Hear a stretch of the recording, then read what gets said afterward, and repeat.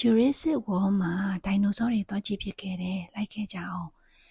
တစ်ကတ်ကို online ကကြိုဝယ်ထားတာဆိုတော့ကိုဝင်ရမယ့်အချိန်ရောက်ရင်ကောင်တာမှာသွားတန်းစီပြီးတော့သူတို့တယောက်ကလာခေါ်သွားပြီးတယ်ပေါ့နော်ပထမဆုံးအခန်းကတော့တင်မောလိုပုံစံမျိုး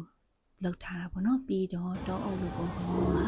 ခေါ်သွားတယ်ဒိုင်နိုဆောတွေကခေါင်းလှုပ်ပါညာလှုပ်ပြတယ်ပေါ့နော်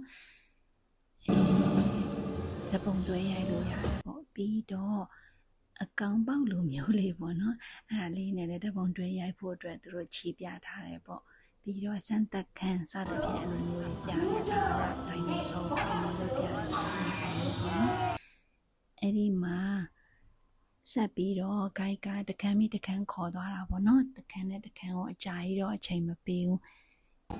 အများဆုံး2မိနစ်3မိနစ်လောက်ပဲပေါ့နော်ပြီးရင်အဲ့လိုမျိုးတော်လန်းလိုမျိုးလေးနေရာတွေလည်းဖြတ်လျှောက်ရတယ်ပေါ့နော်အတန်တွေပါတယ်နောက်ကနေဖွင့်ပေးထားတာပေါ့အတန်ဆိုအဲ့လိုကြောက်စရာကောင်းတဲ့အတန်မျိုးတွေပေါ့နော်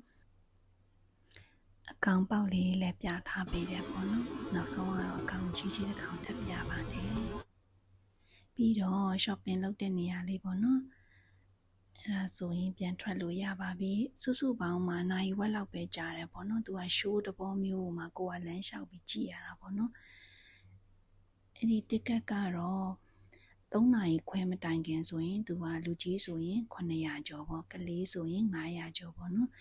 3နာရီခွဲနောက်ပိုင်းကတော့900ကျော်ထိဈေးတက်တယ်ပေါ့နော်အဲ့တော့ကိုသွားခြင်းတဲ့အချိန်ကို online မှာကြိုတင်ပြီးဝယ်ထားလို့ရပါတယ်ဒီနေရာက Asiatic မှာရှိတာဖြစ်ပါတယ်လက်မှတ်က online ကကြိုဝယ်ပါ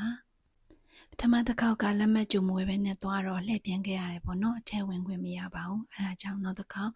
လက်မှတ်ကိုကြိုဝယ်ပြီးမှသွားပါတယ်